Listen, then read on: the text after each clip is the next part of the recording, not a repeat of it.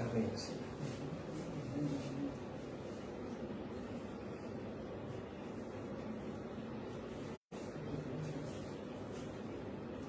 Oseas capítulo 7.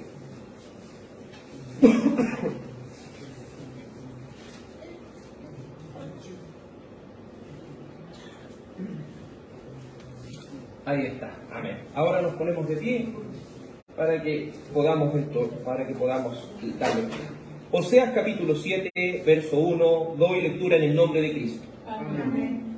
Mientras curaba yo a Israel, se descubrió la iniquidad de Efraín y las maldades de Samaria, porque hicieron engaño. Y entra el ladrón y el salteador despoja por fuera, y no consideran en su corazón que tengo en memoria toda su maldad. Ahora les rodearán sus obras, delante de mí estarán. Con su maldad alegran al rey, que a los príncipes con sus mentiras. Todos ellos son adúlteros, son como horno encendido por el hornero, que cesa de avivar el fuego después que está hecha la masa, hasta que se haya leudado. En el día de nuestro rey, los príncipes lo hicieron enfermar con copas de vino, extendió su mano con los escarnecedores. Aplicaron su corazón semejante a un horno, a sus artificios. Toda la noche duerme su hornero, a la mañana está encendido como llama de fuego. Todos ellos arden como un horno y devoraron a sus jueces. Cayeron todos sus reyes. No hay entre ellos quien a mí clame. Efraín se ha mezclado con los demás pueblos. Efraín fue una torta no volteada. Amén. Amén. Oremos. Dios Padre, las Sagradas Escrituras han sido leídas en este día del Señor. Te ruego, Dios mío, que me permitas predicar tu palabra, Señor, enseñarla para tu gloria y honra. Te suplico y te ruego, Dios mío, que esta palabra sea de provecho para cada uno de nosotros. Que esta palabra sea prosperada para aquellos, Señor, que tú la has enviado. Que esta palabra, Señor, pueda correr y ser glorificada. Padre mío, tenemos hambre, Señor. No solo de pan físico va a vivir el hombre, sino de toda palabra que sale de la boca de Dios. Permíteme, Señor, que cada uno de nosotros sea edificado por medio de estas Sagradas Escrituras. Permita que sean interpretadas, Señor, de la manera correcta, para tu gloria. En el nombre de Cristo, amén y amén. Favor de tomar asiento, amados en el Señor. Hace aproximadamente 5 meses hemos estado estudiando, 4 o 5 meses hemos estado estudiando el libro de Oseas, versículo a versículo. En este estudio de los 12 profetas menores que hemos estado estudiando ya hace aproximadamente 2 años. Por la misericordia del Señor nos hemos podido ir dando cuenta que los profetas de una u otra manera procuran exhortar al pueblo del pacto, al pueblo que en estos momentos del tiempo de Oseas se hallaba dividido, pues el hijo de Salomón, Roboam, provocando esta separación entre el pueblo, quiso aumentar el yugo sobre el pueblo. Y eso provocó que Jeroboam tomara por un lado, de acuerdo a la profecía que le había dicho Eliseo, las 10 tribus de Israel, y las otras 2 tribus quedaran con la casa de David, la cual el Señor iba a preservar. Por eso por el reino del norte tenemos los 10 tribus, y por el reino del sur tenemos, cierto, a Judá y a Benjamín, que son las otras 2 tribus restantes. Esta profecía de Oseas, propiamente tal, va al reino del norte. Y en este reino del norte estaba reinando Jeroboam II. Jeroboam II, y este reinado se caracterizó por ser un gobierno muy estable, uno de los gobiernos más estables porque si usted lee las crónicas, lee los reyes, se va a dar cuenta que este reino del norte sufrió con reyes que a veces estaban unos par de meses, estaban unos par de años. Pero Jeroboam fue diferente, fue una estabilidad, una paz que hubo en aquel país. Y lo hemos dicho muchas veces, como lo dijimos en los tiempos de Amós, que es contemporáneo a Oseas. Muchos creen que cuando el pueblo de Dios goza estabilidad, no hay muchas luchas y dificultades. Muchos creerán que la gente más se acercaría a Dios. Pero por el contrario, entre más estable estaban, más se volvían a los ídolos. Entre más estable estaban, más se alejaban de la palabra de Dios y se volvían solamente a una religiosidad externa. Entonces Oseas es el encargado y comisionado por Dios para poder anunciarle al pueblo que debía arrepentirse de su infidelidad. Oseas, este nombre Oseas significa Jehová salva. Es un equivalente, ¿cierto?, a Jesús, Josué. Todo esto tiene que ver con lo que es la salvación. Y los primeros 3 capítulos, los cuales hemos estado estudiando, nos expresan que debió vivir esta infidelidad el mismo profeta. Oseas debió vivir en carne propia lo que era la infidelidad de su esposa. Dios le pide a Oseas que se case con una mujer llamada Gomer, la cual le sería infiel. Una tarea sumamente difícil. Pero el profeta debía experimentar la predicación primeramente en su vida, para que luego pudiese anunciar a otros. Entonces los primeros 3 capítulos de eso se trata, de que el profeta experimenta en su vida lo que es la infidelidad. Para luego, en los siguientes capítulos, hablar solamente del reino del norte y pequeñas menciones acerca del reino del sur, y mostrar también la infidelidad que ellos tenían para con Dios. Lo hemos dicho una y otra vez, el matrimonio no es un pacto, es un acuerdo. Y este pacto que Dios hizo con Israel es como un pacto que se hace en el matrimonio, un pacto del cual el Señor había dicho que iba a cumplir con ellos. ¿Pero ellos fueron fieles al pacto? De ninguna manera. No permanecieron fieles al pacto. Es solo leer en el libro de los Reyes, cuando ellos recién se separaron, Jeroboam primero, ¿qué es lo que hizo? Puso un ídolo en Samaria y otro en Betel, para que así no fueran a adorar a Jerusalén.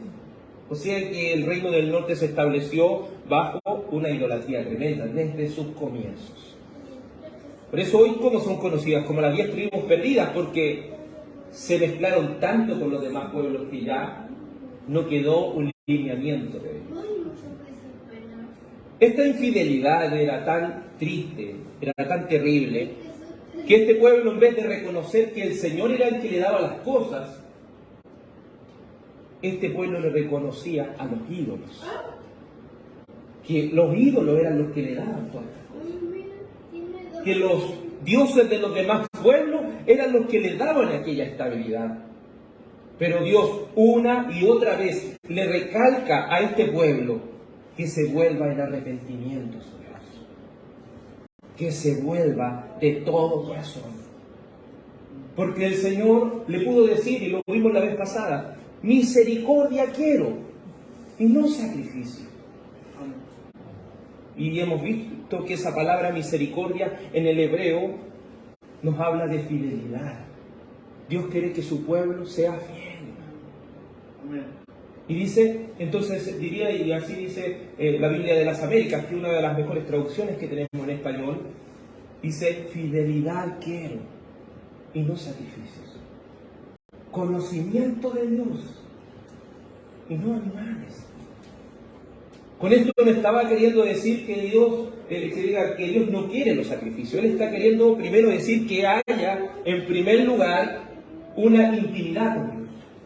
Porque conocimiento no solo significa almacenar información. En la Biblia, conocimiento es un eufemismo que nos muestra una intimidad con Dios. Y esta intimidad con Dios era la que Él quería con este pueblo del pacto. Que este pueblo permaneciera fiel al pacto. Y podemos ver en este pacto, porque este pacto tenía el pacto mosaico, como lo vamos a ver más adelante, tiene dos características: tiene obras y tiene gracia. Tiene obras en el sentido que si ellos no cumplen, ¿qué va a venir? Maldición. Por eso en el monte Or y en el monte Gerizim está el monte de las maldiciones y bendiciones. Si ellos cumplen, van a ser bendecidos. Si ellos no cumplen, van a ser maldecidos. Por eso que este pueblo, de una u otra manera, tenía que sufrir este castigo de parte del Señor. También hace mención Oseas dentro de su predicación y dice: mi pueblo fue destruido porque le faltó ¿qué cosa? Conocimiento. Y nuevamente utilizamos ese eufemismo, no que almacenaran información, sino conocimiento, que tuvieran una intimidad con Dios, que estuviesen unidos a Dios y su pacto, pero desde el corazón. Mi pueblo fue destruido porque le faltó conocimiento. Dice: por cuanto desechaste el conocimiento. Ellos desecharon tener una intimidad con Dios. Ellos desecharon tener esta comunión con Dios para seguir a la propia vanidad de su mente. Ellos desecharon una y otra vez todo esto. Por eso el Señor sigue diciendo: mi pueblo fue destruido porque le faltó conocimiento. Por cuanto desechaste el conocimiento, dice: yo te echaré del sacerdocio. El pueblo de Israel, como lo es la iglesia, había sido levantada como un reino de sacerdotes, ¿cierto? ¿Y por qué como un reino de sacerdotes? Porque ellos debían, en cada lugar donde ellos estén, debían presentar a Dios y debían mostrar a Dios. Pero ellos no fueron fieles al pacto. Y cuando el Señor de ambos pueblos hizo uno, ahora nos hizo a nosotros, ¿qué nos hizo? Un reino de sacerdotes. Un reino de sacerdotes. Donde nosotros, ¿qué estamos haciendo en este lugar? Estamos haciendo patria como embajadores del cielo. Porque Cristo ya está reinando. Él está sentado a la diestra de Dios Padre. Y como Él está reinando, ¿qué estamos haciendo nosotros? Sino anunciando a todos que Él vendrá prontamente a consumar su reino sobre esta tierra. Como lo hacían cierto en la actualidad. Entonces una y otra vez se va mostrando que este pueblo fue infiel. Y una de las cosas que vimos anteriormente en Oseas capítulo 6, verso 7, dice: mas ellos, cual Adán, traspasaron el pacto. Allí prevaricaron contra mí. ¿Qué pacto quebrantó Adán? El pacto de obras. Esto es la teología pactual que estamos estudiando. Ellos traspasaron el pacto de obras. Génesis capítulo 2, versículo 17. Que lo que hicieron ellos, comieron del fruto, perdiendo toda la comunión que tenían con el Señor. ¿Y qué hizo el pueblo de Israel? También traspasaron el pacto mosaico. Prevaricaron, fueron infieles en contra de Dios. Si hay algo que quiere el Señor acerca de nosotros, es que seamos fieles. El Señor, nuestro Dios, siempre a través de la historia, Él se ha revelado como un Dios que quiere tener una relación de pacto con nosotros. Quiere tener una relación íntima y quiere también que un pueblo, que este pueblo sea fiel a Dios. Si hay algo que concluimos la vez pasada, es que deseamos que Dios quite toda la hipocresía de nuestras vidas. Si hay algo que concluimos la vez pasada, es que el Espíritu Santo haga de nuestros corazones un corazón piadoso, un corazón que sea fiel al Señor. Yo creo que cada cristiano desea eso, desea ser fiel a su Señor. Cada cristiano en su intimidad, yo creo que pide y dice: Señor, permíteme serte fiel. Permíteme, Señor, comportarme en mi trabajo. Permíteme comportarme donde quiera que me encuentre, Señor, para serte fiel. Pero también entendemos que por medio de su Hijo, ¿qué es lo que hallamos? El perdón. Por medio de su Hijo hallamos el perdón. Y es en ese contexto que entra este capítulo 7 del libro de Oseas, que parte así: mientras curaba yo a Israel, Oseas 7:1, mientras curaba yo a Israel, se descubrió la iniquidad de Efraín, las maldades de Samaria, porque hicieron engaño, y entra el ladrón, y el salteador despoja por fuera. Si ellos son infieles al pacto, el pacto, ¿cierto?, estaba fundamentado en qué cosa, en la ley. Entonces el profeta debe demostrarle que ellos han quebrantado el pacto porque sus vidas mostraban que una y otra vez estaban traspasando los mandamientos de Dios.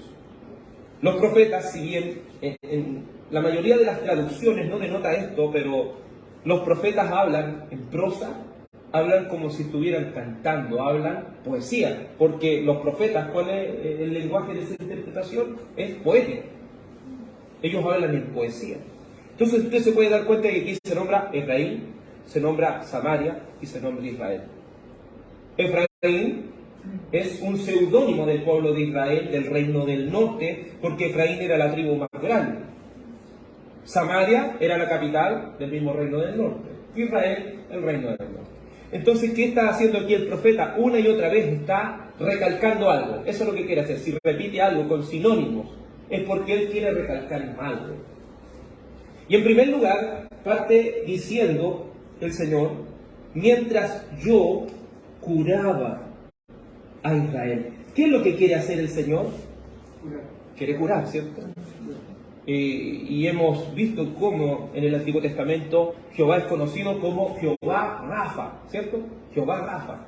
Es decir, Jehová es tu sanador. Y muchos han tomado esto para hablar de sanidad física, pero esto está hablando de restauración de nuestra vida, traer sanidad espiritual a nuestra vida. Entonces, en este caso, lo que quiere hacer el Señor, y aquí la palabra que se utiliza es Rafa, entonces dice que el Señor quiere traer restauración a este pueblo de Israel. Y eso se alinea más con su contexto, porque ellos habían quebrantado el pacto. O sea, al quebrantar algo, cuando algo se quiebra, ¿qué es lo que se debe hacer? Restaurarlo. Entonces, el Señor dice, mientras yo curaba a Israel, y me gusta como lo traduce la Biblia a la América, que es una mejor traducción, dice, cuando yo quería curar a Israel, cuando yo quería restaurar a este pueblo, ¿qué es lo que hizo este pueblo? Se le descubrió la iniquidad. Y esta palabra iniquidad, ¿qué es lo que es esta palabra iniquidad? Muchas veces la nombramos, muchas veces la decimos, y predicadores la repiten una y otra vez pensando que todos conocen lo que significa iniquidad. Iniquidad, y ese concepto lo necesitamos manejar con claridad, porque si no manejamos ese concepto no pueden entender lo que está diciendo aquí. Iniquidad en hebreo es abon, o como nosotros en las revistas, ¿cierto?, dice eion. Abon es la palabra iniquidad. ¿Y qué significa abon? Significa una perversión moral. En griego, esta palabra iniquidad significa quebrantar la ley. Entonces, cuando alguien obviamente quebranta la ley, ¿qué es lo que está haciendo? Quebranta la moralidad. Se pervierte moralmente un pueblo que se aleja de la ley. Entonces, cada vez que usted se acuerde de la palabra iniquidad, acuérdese, asócielo con lo que es pervertirse moralmente. Cuando venga la palabra iniquidad a su mente, es transgredir los mandamientos de Dios. Entonces, transgredir los mandamientos de Dios, pervirtiéndose moralmente. Eso significa iniquidad. Si usted lo busca en un diccionario, a veces va a tener mucho significado. Por eso lo mejor es ir al original, porque así podemos con profundidad entenderlo. Entonces, mientras el Señor quería restaurar este pueblo infiel, se descubrió la iniquidad de Efraín. Entonces, ¿qué es lo que se descubrió en Efraín? Que ellos estaban quebrantando el pacto, en palabras más simples. Ellos estaban quebrantando la ley de Dios. Ellos estaban pervirtiéndose moralmente. Por eso, si usted puso atención a lo que leímos al comienzo, se va a dar cuenta cómo ocurrió esa decadencia moral en ellos. El profeta quiere mostrarles a ellos de una u otra manera que el Señor, toda la intención que tiene el Señor es restaurarlos. Pero ellos quieren permanecer en su pecado. Dios tiene las mejores intenciones con su pueblo, pues Él quiere traer sanidad del alma. Él quiere restaurar al pueblo del pacto por sola gracia, ya que ellos habían quebrantado siendo infieles a Dios. Vamos al Salmo 103. Salmo capítulo 103.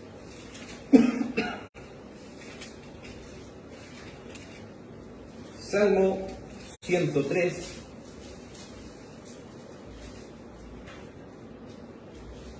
Verso 1 dice así la escritura.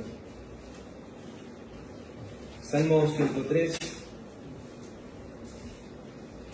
versículo 1. Dice así un texto muy conocido por nosotros. Bendice, alma mía, a Jehová, y bendiga todo mi ser su santo nombre. Bendice, alma mía, a Jehová, y no olvides de ninguno de tus beneficios. Él es quien perdona tus iniquidades, el que sana, dice, todas tus dolencias. Aquí la palabra sanidad es la palabra Rafa. Muchos dicen, Él es quien perdona tu iniquidad, el que sana tus dolencias. Entonces, hermanos, pasen todo adelante para que oremos por su enfermedad. No. ¿De qué está hablando el contexto? De alma, ¿cierto? Bendice, alma mía, Jehová. Bendiga todo mi ser, su santo nombre. No olvides ninguno de sus beneficios. Y luego dice, Él es quien perdona tus iniquidades. ¿Se fija? Él es el que sana tus dolencias. Obviamente esto está haciendo un enfoque al alma, ¿cierto? No está haciendo un enfoque a lo físico solamente. No es que estemos diciendo que el Señor no puede sanar a alguien. Si Él quiere, lo va a sanar. Pero si Él no quiere, no. Pero si hay algo que Él quiere, más que algo físico, Él quiere restaurar el corazón. Amén. Él quiere restaurar el alma. Él quiere que por medio de su Hijo tengamos esa restauración, esa comunión con Él. Eso es lo que quiere Dios. Entonces lo que le quiero transmitir aquí, más que nosotros nos enfoquemos en que Dios nos cure físicamente, ¿qué debemos pedirle primero? Que Él cure nuestro corazón. Eso es lo que quiere el Señor.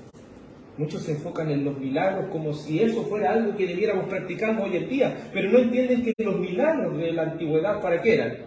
¿Tenían la palabra ellos? No la tenían escrita. ¿Y cómo usted sabía que el que venía, el profeta que venía era verdadero? ¿Que Dios había hablado con él? Porque hacía milagros. Porque Dios, por medio de los milagros, confirmaba el mensaje de esas personas. Y ahora alguien que haga milagros, ¿va a decir la palabra de Dios? No, porque la palabra de Dios ya está completa. En otro tiempo el Señor no habló por los profetas, ahora nos habla por el Hijo, dice Hebreos capítulo 1, versículo 3. Entonces el Señor quería restaurar el corazón de este pueblo infiel. Pero se descubre este mal moral, este quebrantamiento de la ley en Efraín. Y recalca, nuevamente está hablando del mismo reino del norte, y las maldades de Samaria. ¿Se fija cómo esto es poesía? Porque está en las poesías que se utilizan las mismas palabras muchas veces para que suene. Obviamente cuando se traduce al español ya es muy difícil armonizar eso. Pero aquí entendemos, ocupa la palabra abón, y después, ¿cierto?, que es iniquidad, y después utiliza otra palabra, que es maldad. Está intensificando lo que este pueblo está haciendo. Entonces este pueblo, de una u otra manera, era un pueblo muy infiel, era un pueblo súper malvado, y aquí empieza a nombrar lo que ellos hacían. Porque hicieron, dice, engaño. ¿Qué es lo que hicieron ellos? Engaño. Y entra el ladrón, y el salteador, entiéndase la palabra salteador como un asaltante. Los salteadores eran de aquellos que en esos caminos recónditos estaban escondidos ahí para hacerle daño a alguien. Como la parábola del buen samaritano. A él le salieron al camino salteadores, personas que él lo asaltaron.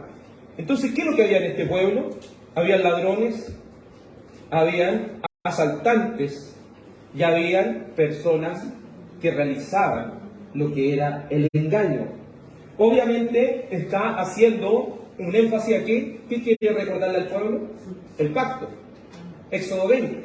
Cuando usted va a Éxodo 20, ¿qué es lo que va a encontrar ahí? Los 10 mandamientos. Entonces, cuando analizamos un texto de manera expositiva, si hay algo que nosotros debemos entender, es que debemos meternos en los zapatos de la audiencia original.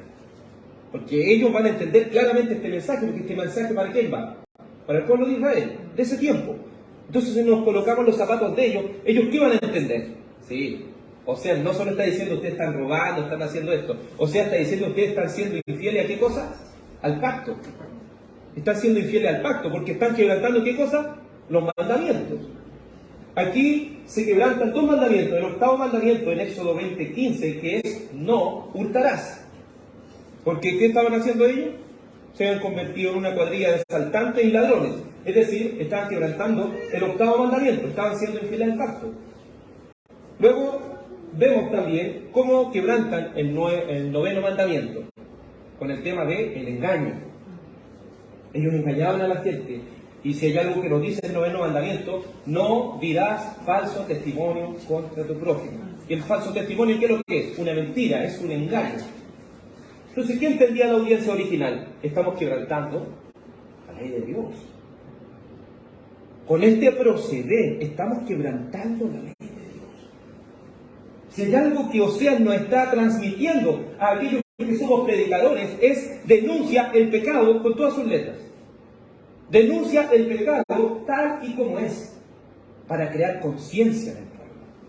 Porque si disfrazamos las cosas, si no las decimos como son, el pueblo no va a entender. El pueblo entiende cuando le dicen las cosas por lo claro.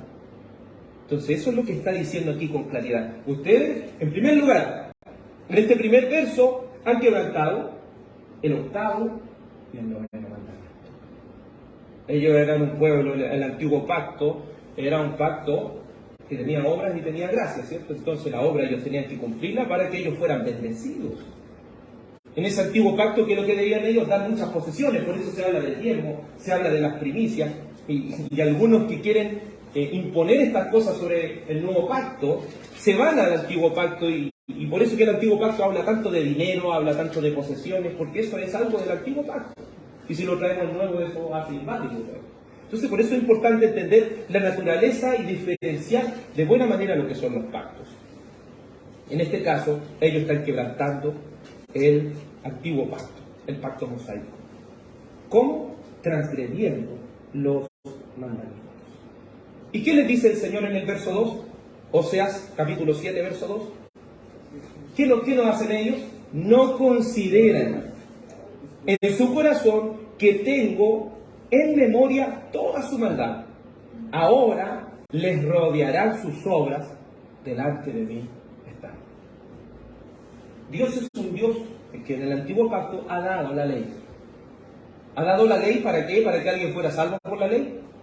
No. Nadie puede ser salvo por la ley. La ley es para mostrarnos que somos pecadores. La ley es para mostrarnos que es imposible que nosotros podamos ser salvos por medio de las obras. La ley nos hace correr ¿a quién? A Cristo. Y en el antiguo pacto, ¿qué nos hacía correr la ley? A los sacrificios.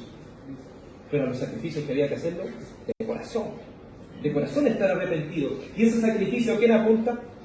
A Cristo. Por eso en la teología pactual, como bien recordaba nuestro hermano Cristóbal, nos va mostrando a través de los pactos progresivamente ¿a quién? A Cristo.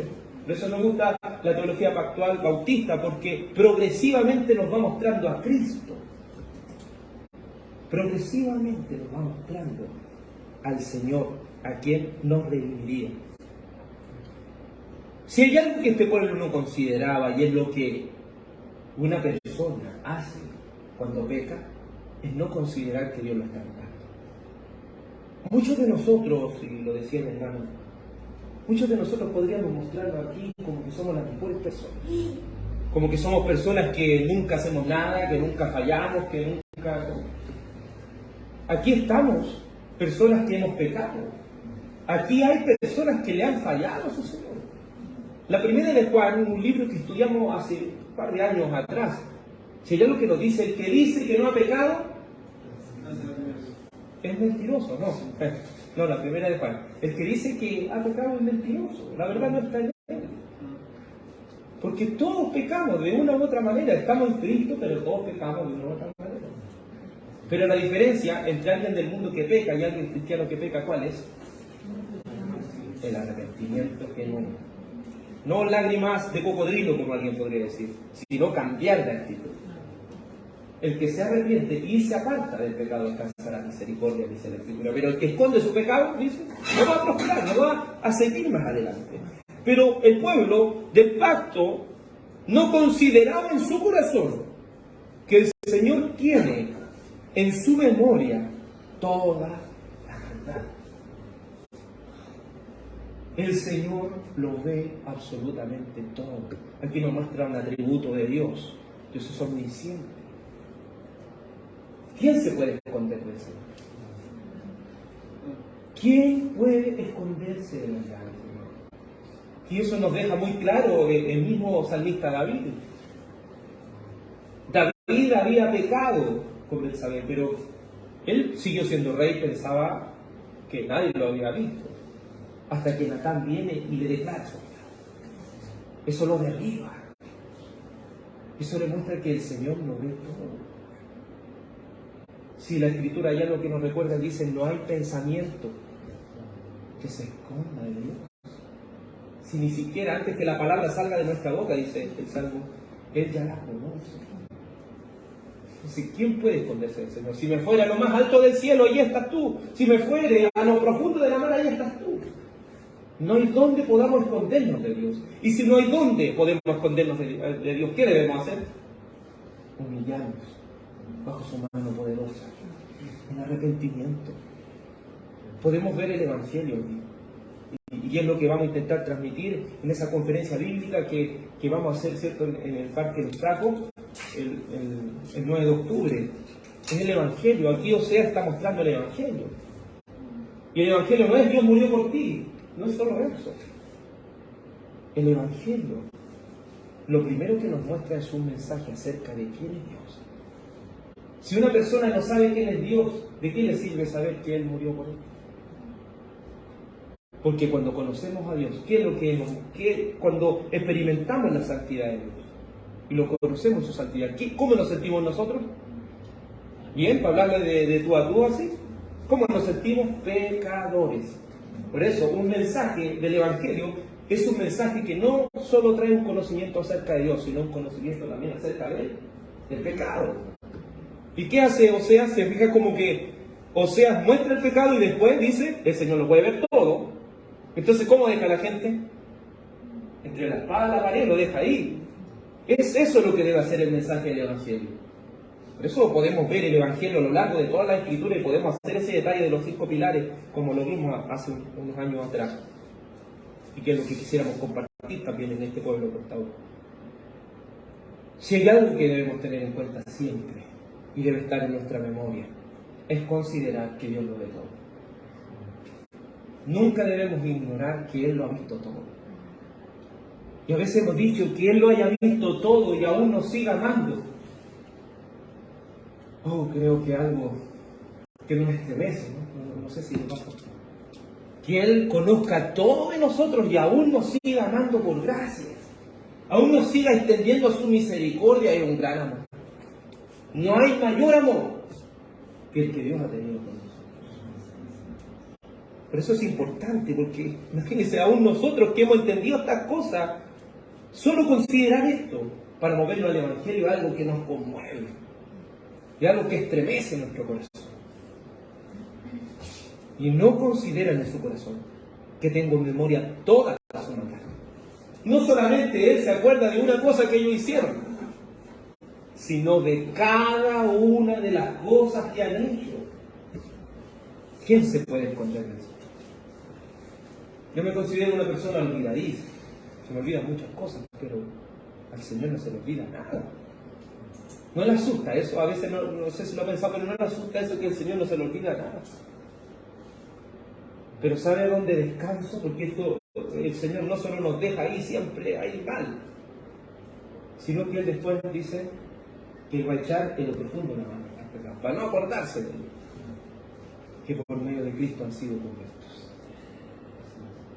Entonces no solo es un mensaje acerca de Dios, no solo es un mensaje acerca del pecado, sino también un mensaje acerca de Cristo y su expiación. ¿El Evangelio a dónde nos lleva? A Cristo. No nos basta con solo conocer la ley de Dios, y no solo conocer a Dios, sino que también debemos conocer a Cristo.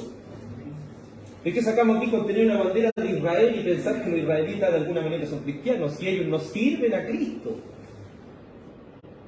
¿Les basta tan solamente servir a Jehová, como lo podríamos decir nosotros? No, si no sirven a Cristo, Cristo es el único acceso al Padre. Cristo es el único acceso al cielo. Si alguien no cree en Cristo, no va a ser salvo. Aunque tenga por fe el Antiguo Testamento. Y no consideran en su corazón que tengo en memoria toda su maldad. Ahora ¿Qué le pasa con sus obras? Lo rodeará de sus obras. Si Oseas quiere de una u otra manera removernos todo lo que tenemos. Porque dice, no solo el Señor va a confrontarnos con el pecado, sino que ahora ese pecado, todas las cosas malas que hemos hecho, nos rodean. Entonces miro para acá, miro para allá y no encuentro salida a esto. Eso es lo que hace la ley. La ley no nos deja escapatoria. La ley nos muestra que merecemos el infierno, que merecemos la condenación. Merecemos las peores cosas. Por eso no se asuste de las enfermedades y todo esto, porque es lo mínimo que merecemos. Es lo mínimo que merecemos. Y no debemos reclamarle a Dios, ¿por qué esta enfermedad? No. Es lo mínimo que merecemos. Es lo mínimo. Y si Él quiere sanarnos, lo mismo. Y si Él no quiere sanarnos, pues Dios también. Eso debe ser nuestra fe. No podemos poner esa otra parte, hermano. ¿Qué hacen los pecados? Ahora le rodearán sus obras. Y una vez que nos rodean toda esa condenación, ¿quién está delante de nosotros? El juez. Si se ha quebrantado la ley, se ha quebrantado el pacto, ¿quién está delante de nosotros? El juez. ¿Y qué podemos hacer ante ese juez que lo ve todo? Hay uno solo: recurrir al abogado, del cual habla la primera vez. Cristo es nuestro abogado. Porque Juan también muestra el Evangelio, y no solo muestra la ley de que todos hemos pecado, sino que después dice: pero hijitos, abogado tenemos a Jesucristo el justo. Eso ya trae un descanso. De lo que dice el apóstol Pablo, ninguna condenación hay para los que están en Cristo Jesús. Dice Romanos 8. Los que andan conforme al Espíritu, no conforme a la carne, porque eso está bien. Si Cristo nos ha salvado por gracia, si Él ha perdonado nuestros pecados, eso no significa, entonces voy a entregar al mundo, si total Él ya me perdonó, no. Si Él me ha perdonado, si Él me ha salvado, ¿qué ha producido en mí? Fe, arrepentimiento y también amor por sus mandamientos. Amor por su ley. Pero en este caso, se está rodeando a este pueblo para que se arrepienta. Verso 3, Oseas 7:3. Con su maldad alegran al rey y a los príncipes con sus mentiras. Si entendemos al pueblo del pacto, hay una cosa que consideramos, es que ellos tienen un rey. ¿Y ese rey a quién le sirve? El rey que pertenece al pacto, ¿a quién le sirve? A Dios. El rey es un dirigente que Dios tiene, junto con los sacerdotes. Son líderes que Dios tiene dentro del pueblo para hacer volver al pueblo al pacto. Eso lo podemos ver con Josías. ¿Qué es lo que hacía él en su liderazgo? Encontró, una persona estaba arreglando el templo, le dieron una parte y aparecen los rollos de la ley. Se los lleva el sacerdote a Josías lo lee y se da cuenta que todo lo que estaban haciendo estaba mal, porque la Biblia, porque el rollo de la palabra de Dios está diciendo que todos estábamos haciendo lo mal. ¿Y qué hace él? Desde ahora vamos a empezar a ordenar todo por medio de la Escritura. Desde ahora todo este pueblo va a tener que servir al Señor. Vamos a tener que volver al pacto. ¿Es eso lo que debían hacer los líderes de Israel? ¿Es eso lo que debían hacer los sacerdotes? ¿Eso es lo que debían hacer los profetas? Pero Oseas denuncia y les dice: con su maldad alegran al rey. Es decir, el líder, en vez de estar llevando al pueblo a la ley de Dios, el rey dice: qué bueno que hagan estas cosas. No les molestaba que hicieran estas cosas. ¿Qué sucedería si en nuestra congregación, como pastor, no ejerciera la disciplina dentro de la iglesia? ¿Qué sucedería ahí? ¿No estaríamos en grave peligro? Porque una congregación debe tener disciplina. Porque sin disciplina el pueblo se desenfrena. Debe haber disciplina. Si en una congregación no hay disciplina, si en una congregación aquellos líderes ante el pecado se muestran indiferentes, estamos en grave peligro. Y este pueblo estaba en un grande peligro, porque ellos en su liderazgo debían denunciar el pecado, debían hacer volver al pueblo a la ley, pero todo lo contrario. Su maldad con su maldad alegraban al rey, y a los príncipes con sus mentiras. Nuevamente está haciendo alusión al noveno mandamiento: no dirás falso testimonio contra tu prójimo. Claro, porque los reyes en ese tiempo, para poder hacer sus fechorías, necesitaban gente mentirosa, necesitaban este tipo de gente que hiciera todas estas barbaridades. Entonces, por eso el rey se sentía agradado, se sentía alegre con este tipo de conducta. Este pueblo estaba muy, pero muy cegado. Este pueblo no consideraba, desde el rey, pasando por los sacerdotes, pasando por los profetas, no consideran que el Señor lo está mirando. Los reyes y los príncipes no estaban denunciando la inmoralidad del pueblo. Es triste ver cómo estos líderes, que debían regir al pueblo por medio de la ley de Dios, se habían corrompido, aumentando el pecado del pueblo. Mire, echemos un vistazo a Jeremías 32. Porque Oseas dice esto. Mire lo que dice Jeremías 32.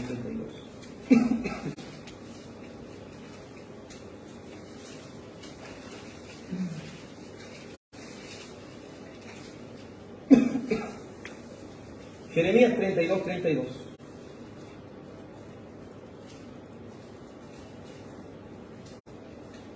Vamos a leer desde el verso 30 para que entendamos con contexto. Jeremías 32:30. Dice así la Escritura. Jeremías 32:30. Porque los hijos de Israel y los hijos de Judá no han hecho sino lo malo delante de mis ojos, desde su juventud. Porque los hijos de Israel no han hecho más que provocarme a ira con la obra de sus manos, dice Jehová. De tal manera que para enojo mío y para mi ira mía, me han sido estas ciudades desde el día que la edificaron hasta hoy, para que les haga quitar de mi presencia. Por toda la maldad de los hijos de Israel y de los hijos de Judá, que han hecho para enojarme, ellos, sus reyes, sus príncipes y sus sacerdotes y sus profetas y los varones de Judá y los moradores de Jerusalén, y me volvieron la cerviz y no el rostro. Y cuando los enseñaba desde temprano y sin cesar, no escucharon para recibir mi corrección. Entonces estos líderes de Israel, ¿cómo se mostraban cuando el pecado era denunciado? ¿Qué hacían ellos? Colocaban la cerviz, es decir, le daban la espalda. En otras palabras simples, ellos le daban la espalda al mensaje y no el rostro. Porque cuando se nos están diciendo las cosas como son, ¿qué es lo que debemos tener? El rostro presente. No mostrar la espalda, porque la espalda significa ignorar lo que Él nos está diciendo. Este pueblo ignoraba la ley de Dios y también lo hacían sus reyes. Veamos lo que dice Oseas capítulo 7. Oseas capítulo 7, verso 4. Hablando de los reyes, recuerden que eso sigue en el contexto del verso 3. Todos ellos son adúlteros, son como horno encendido por el hornero, que cesa de avivar el fuego después que está hecha la masa, hasta que se haya leudado. Aquí está hablando del horno para hacer pan. Y ese fuego, y usted, alguno de nosotros ha estado ahí, ese fuego ¿se termina cuándo? Cuando se termina de cocer el pan. Es decir, esa necesidad que ellos tenían por ser adúlteros, esa necesidad por irse tras los ídolos, esa necesidad por despreciar la ley de Dios, era una necesidad que no terminaba hasta que el pan estaba cocido. Era una necesidad que no se terminaba hasta que ellos conseguían lo que querían. Porque ese fuego del horno tiene que terminar ¿cuándo? Cuando se termina de cocer el pan. Recuerden que los profetas, para hablarle al pueblo, utilizaban imágenes vívidas. Ahí no existían las diapositivas ni las televisiones. Entonces, ¿qué es lo que hacían? Le colocaban cosas cotidianas para que ellos, si no entendían de una manera evidente así la ley, ahora tenían que llevarlos a que ellos, con ejemplos del mundo, ellos pudieran imaginarse las cosas. ¿Qué estaban quebrantando ahí? Nuevamente estaban quebrantando otro mandamiento, que es el séptimo mandamiento, el cual es: no cometerás adulterio. Muchas veces se utiliza solamente para denunciar lo que es la inmoralidad sexual. Pero adulterio también significa quebrantar, ¿qué cosa? El pacto. Porque eso es adulterio, es quebrantar un acuerdo, es quebrantar el pacto. Entonces, cuando se utiliza este mandamiento, el séptimo mandamiento en Éxodo 20:14, que es no cometerás adulterio, se estaba también haciendo alusión a esto, a que ellos quebrantaban el pacto, a que ellos abandonaban la ley de Dios, y abandonaban la ley de Dios, y su deseo por abandonar la ley de Dios, en este ejemplo que está dando Oseas, ese deseo por abandonar la ley de Dios era un deseo que no se terminaba hasta que consiguieran hacerlo. Es así el pecado, amados. Es así de peligroso el pecado, que no nos deja hasta que consiga lo que quiere, que no nos deja hasta que consiga lo que verdaderamente quiere de nosotros. ¿Y qué quiere de nosotros el pecado? Sino destruirnos. Este pueblo se complacía en la iniquidad. Estos reyes amaban que hicieran todas estas cosas. Y estos líderes eran infieles al pacto, siguiendo la idolatría, siguiendo las alianzas con las naciones paganas. Porque otra de las cosas que ellos no debían hacer era hacer alianza con los demás pueblos. Recuerde, por ahí por Josué, por los jueces, ¿para qué el Señor dejó las naciones que estaban alrededor? ¿Por qué no las exterminó? Para probar el corazón de ellos, para probar su fidelidad, la fidelidad de este pueblo al pacto. Mire, veamos lo que dice este mismo libro de Oseas, pero en el capítulo 5, recordando el verso 13. Oseas 5:13, dice así: este era el tipo de adulterio que ellos cometieron.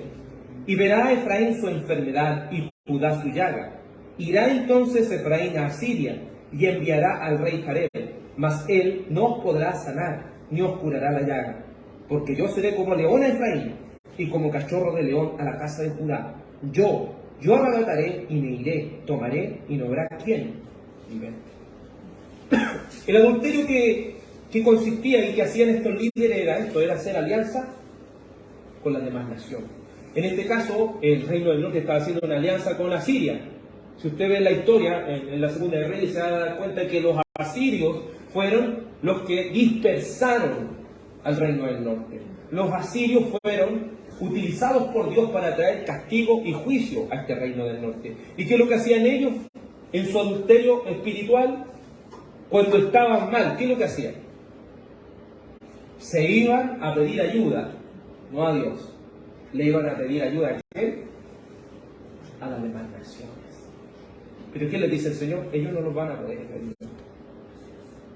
Ellos no nos van a poder ayudar porque Dios dice: yo voy a ser el león contra ustedes. Y tener a Dios como león, ¿qué podemos hacer? ¿Qué hace el león si no, y lo estudiamos en ese momento? Cuando Dios está como león contra alguien, es sumamente terrible. Porque es estar en juicio, es ser sorprendido por el juicio de Dios, por la corrección de Dios. Entonces, hacer este tipo de alianzas humanas iba a traer un adulterio espiritual para este pueblo. Así muchas veces las personas dicen: no, yo no he cometido adulterio, nunca he engañado a mi esposa. Pero cuando hemos buscado ayuda, y lo utilizamos en ese texto, ¿a quién recurrimos en ayuda? ¿A un amigo, una amiga del mundo? ¿A una persona que quizás nos puede dar un consejo en el mundo de algo? ¿O recurrimos a Dios? Porque recurrir al mundo para ser aconsejados muchas veces se transforma en un adulterio espiritual también. Porque el pacto es con nuestro Dios. A Él debemos serle fieles, a Él debemos recurrir por ayuda. Hay en ciertos casos que un cristiano no necesita un psicólogo, necesita el Evangelio, necesita la palabra de Dios. Porque los problemas del corazón, ¿quién los puede resolver? ¿El ser humano? ¿Puede el ser humano hacerlo? Vamos al psicólogo, ¿y qué nos va a dar el psicólogo? ¿Nos va a ayudar? ¿Sabe con qué nos ayuda? Con pastillas, pastillas, pastillas, pastillas, pastillas, pastillas, pastillas, para andarnos trayendo casi todo el día. Pero el único que puede transformar nuestro corazón, ¿quién es? Dios. ¿Y a quién debemos recurrir nosotros? A Dios. A Dios. Sigamos con esta lectura. Oseas 7, ahora verso 5. En el día de nuestro rey, los príncipes lo hicieron enfermar con copas de vino. Extendió su mano con los escarnecedores. Aplicaron su corazón, verso 6, semejante a un horno, a sus artificios. Toda la noche duerme su hornero, a la mañana está encendido como llama de fuego. Todos ellos arden como un horno y devoraron a sus jueces. Cayeron todos sus reyes, no hay entre ellos quien a mí clame. ¿Por qué leí estos 3 versos? Porque estos 3 versos están unidos. Y si leo uno solamente y no el otro, ya leer los 3 suena un poco enredado. No sé, si usted los lee así, son tantos ejemplos que está dando para una audiencia que en ese tiempo entendía eso. Nosotros no necesariamente entendemos a cabalidad lo que dice aquí. Pero en todos estos 3 versículos, miren, consideremos, dice, en el día de nuestro rey, los príncipes lo hicieron enfermar con copa de vino. ¿Cuántos actores, si lo podemos decir, hay en esta escena? Están los reyes y están los príncipes, ¿cierto? ¿Qué hacen los príncipes con este rey? Lo embriagan. Y embriagan a este rey, ¿para qué? Para que él esté con los escarnecedores. ¿Qué quiere decir esto? Si hay algo que nos enseña la palabra de Dios en el libro de Proverbios 30, es que en este consejo que la madre le daba a Lemuel, los reyes, ¿era para los reyes beber vino y sidra? ¿Emborracharse? ¿Y todo este tipo de cosas? No. ¿Y por qué no debían emborracharse ellos? Porque perdían su discernimiento, perdían su capacidad de gobernar. Pero estos príncipes, ¿qué es lo que hacen los príncipes? Ellos no pueden ser reyes porque mientras no era el rey, ellos no pueden hacer nada. Entonces, entendiendo esto, vamos a poder ir clarificando este texto. Dice, en el día de nuestro rey los príncipes lo hicieron enfermar con copas de vino, es decir, lo embriagaron, y extendió su mano con los escarnecedores. Hace un momento atrás hemos cantado que es bienaventurado, ¿cierto?, el varón que no anduvo en consejo de malos, ni en silla de escarnecedores se ha sentado. Y a veces nosotros leemos eso y como que pensamos que ya lo sabemos, pero ¿qué es lo que es ser un escarnecedor? Obviamente la palabra escarnecedor va estrechamente relacionado con lo que es la burla. Burlarse. Pero si usted estudia ese texto y cuando habla de escarnecedor, tanto en este texto como en el del Salmo 1, está hablando de aquellos que se burlan y se mofan de Dios. Hacer alianza con aquellos que se burlan y se mofan de Dios. Entonces, clarificando de esa manera las cosas, nos damos cuenta que hacer alianza con aquellos que blasfeman a Dios es bueno o malo. Es malo. Y estos príncipes embriagados, estos príncipes obviamente eran los escarnecedores, eran los que se mofan de Dios. Y estos que se mofan de Dios lo embriagan y hace que haga alianza con ellos en el país. Es decir, está haciendo en la peor comunión que puede haber. La peor comunión es los hijos de Dios, como lo estamos viendo a través de los pactos, ¿se acuerdan? ¿Qué pasó en Génesis 6 cuando los hijos de Dios se mezclaron con la hija de los hombres? ¿Qué sucedió? Salieron los peores seres humanos que podían existir. Y eso no es como dicen algunos, los ángeles con las mujeres, ni siquiera la serpiente con la mujer, como algunos lo expresan. Eso solamente ve, ¿cierto?, a través de la teología pactual nos hemos dado cuenta. Son las dos simientes, del cual Génesis 3:15 dice que la simiente de la mujer herirá en la cabeza a la serpiente, y la serpiente ¿dónde le heriría? En el calcañar. Es decir, habrían dos descendencias, una descendencia de los hijos de Dios y otra descendencia de los hijos de los hombres. Y en esta descendencia nos vamos viendo cómo Caín y Abel, ¿cierto?, ¿qué hacen esas dos descendencias? Pelean, porque va a haber una enemistad entre ellos. Y así podemos ir viendo que se marcan claramente dos descendencias. Cuando Caín mata a Abel, después es reemplazado por Set. Y Set, salen todos los que sirven a Dios, hasta Noé. Y por el lado de Caín, salen todos los que no sirven a Dios. Entonces, ahí podemos ir viendo que siempre hay una lucha entre aquellos que sirven a Dios y aquellos que no. Siempre está esa lucha. Y dentro de esto nos damos cuenta que el rey fue turbado por estos escarnecedores y terminó haciendo alianza con estos que se mofaban de Dios, con estos que se burlaban de las cosas de Dios, trayendo así lo que leeremos en los siguientes versos. Verso 6. Aplicaron su corazón. Esto es los príncipes, los que querían hacerle daño. ¿Qué hacen? Aplicaron su corazón, semejante a un horno, a sus artificios. Toda la noche duerme su hornero, a la mañana está encendido como llama de fuego. ¿Cómo estaba el corazón de los príncipes a través de esta imagen bíblica? Recuerden que los artífices, los que trabajan con metal y todo eso, en ese tiempo no era llegar, como hoy en día es tan fácil hacer, calentar los metales a una temperatura muy alta. En este caso el hornero, para poder derretir los metales, tenía que estar ahí toda la noche. Tenía que estar ahí para hacer un fuego grande. A eso se está refiriendo. Pero ¿qué quiere decir con ese ejemplo? Leamos de nuevo. Aplicaron su corazón, estos los príncipes, semejante a un horno, a sus artificios. Toda la noche duerme el hornero, a la mañana está encendido como llama de fuego. Es decir, ese deseo de hacerle mal al rey, ese deseo de hacerle mal al rey, era algo que iba creciendo y encendiéndose, hasta estar en el punto máximo, que es el rojo vivo. ¿Y qué sucede? Todos ellos arden como un horno. Es decir, su furia y su maldad que le querían hacer al rey era ya muy grande, tan grande como un horno. ¿Y qué sucede ahí? Y devoraron a sus jueces. ¿Quién eran los jueces? Los líderes. Es decir, ellos con este odio, estos escarnecedores con este odio que hacen, devoran a los líderes y hacen caer ¿a quién?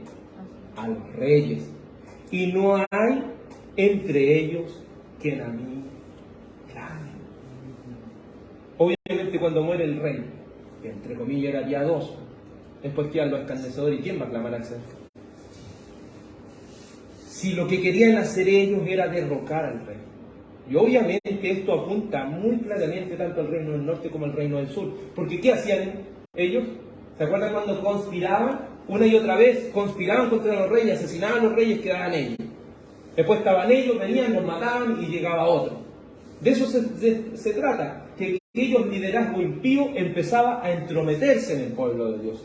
Empezaba a distorsionar a los líderes hasta que los terminaba asesinando y así ellos quedaban ahí. ¿Y quién clamaba a Dios? Porque cuando el líder está turbado, cuando los escarnecedores reinan, ¿cómo está el pueblo? Sí, perdió un pueblo, ¿no?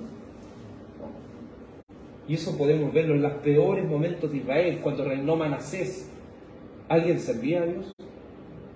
Cuando reinaba Amón, ¿alguien servía a Dios? Muy pocos servían a Dios, porque este pueblo una y otra vez se enfocaba en el mal.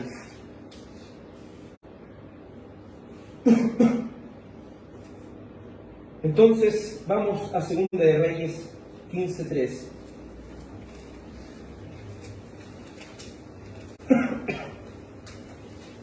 Segunda de Reyes 15:3.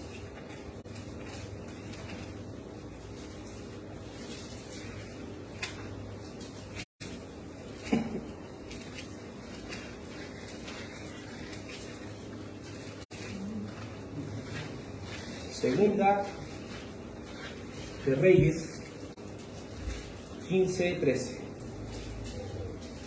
Veamos el reinado de Salomón. Segunda de Reyes 15:13 dice así la Sagrada Escritura. Salomón, hijo de Jabes, comenzó a reinar en el año 39 de Usías, rey de Judá, y reinó un mes.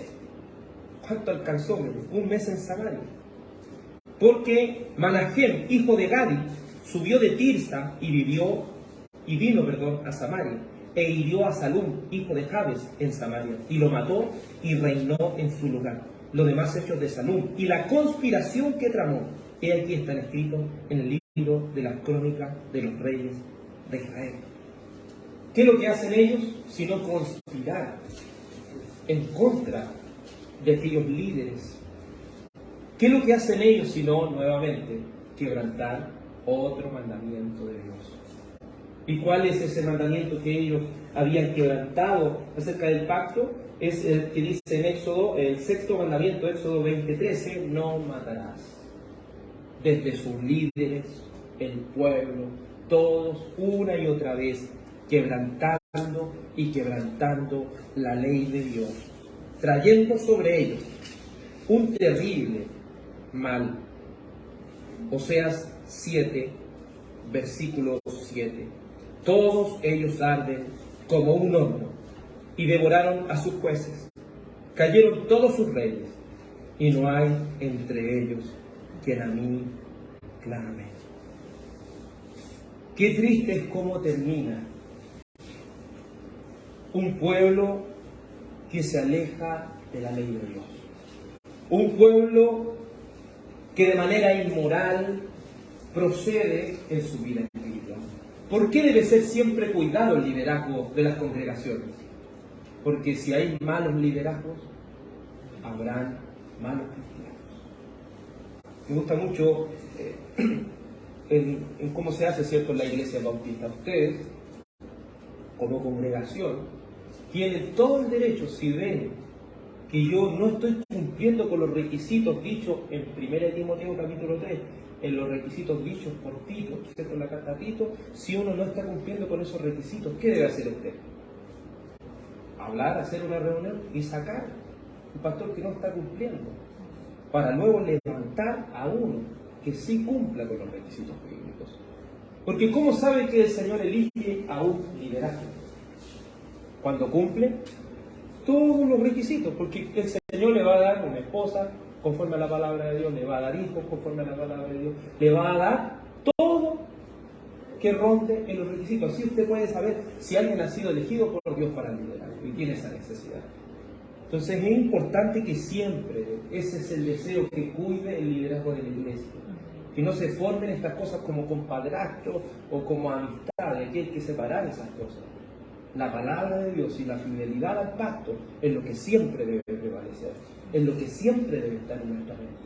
Por eso es necesario, amados del Señor, que cada uno de ustedes entienda completamente la palabra de Dios. Tenemos discipulados durante la semana, sé que a muchos se les hace difícil, pero sé que en algún momento todos van a poder participar de esto, porque es la única manera que nosotros vayamos creciendo en el conocimiento de Dios. Porque lo mismo que sé es lo mismo que ustedes también deben aprender. Porque de otra manera, hermano, de otra manera, esto se puede ir todo esto. Y por último el verso 8, Oseas 7, 8. Dice, Efraín se ha mezclado con los demás pueblos. Efraín fue una torta no volteada. ¿Cómo quedan las tortas que no han sido volteadas? Es decir, los panes que usted no los voltea, quemado por arriba y por abajo, crudo. Entonces, en esta imagen bíblica que está diciendo este profeta Oseas, es que las mezclas lo único que hacen es ensuciarnos, es quitarnos la comunión con Dios. El hacer alianza con aquellas personas que se burlan de Dios es lo peor que nosotros podemos hacer. Hay un predicador que dijo algo muy importante: si la iglesia está en el estado actual de hoy, es por su falta de discernimiento. Si nosotros no tenemos un discernimiento de acuerdo a las Escrituras, cualquiera, y perdonando la expresión, nos va a meter los dedos a la boca. Por eso es importante que nosotros, que cada uno de nosotros, no hagamos esta mezcolanza de cosas. Muchos intentan traer las cosas del mundo dentro de las iglesias. Muchos intentan adoptar cosas que el Señor nunca ha dicho ni ha mandado a su culto. Intentemos, y hay herramientas para esto, como son los principios reguladores dentro de la iglesia.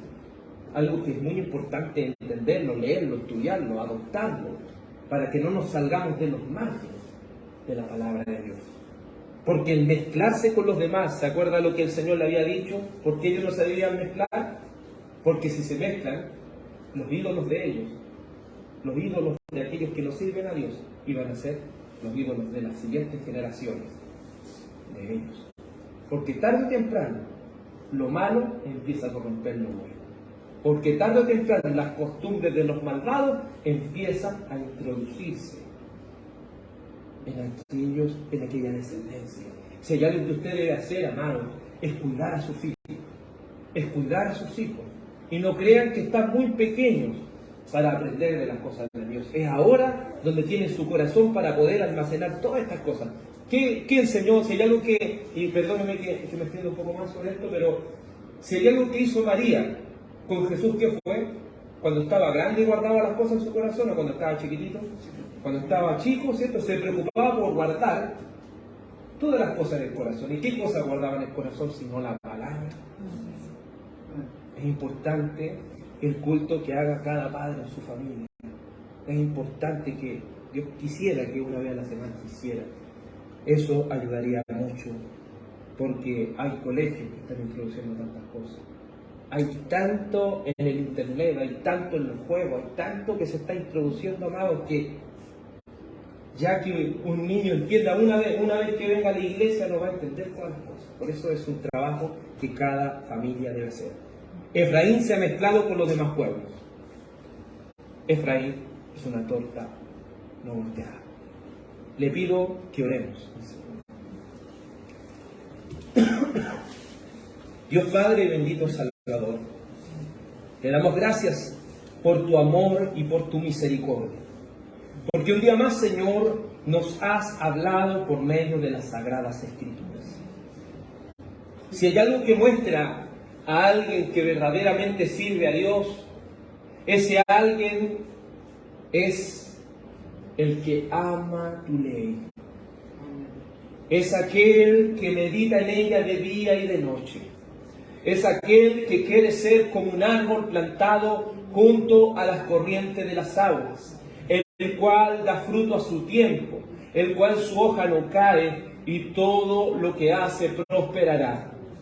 Pero aquellos que no quieren humillarse delante de Dios, pero aquellos que no quieren someterse al Rey de Reyes y Señor de Señores, serán infieles, irán quebrantando el pacto y trayendo así juicio, no solamente sobre ellos, sino también sobre su descendencia.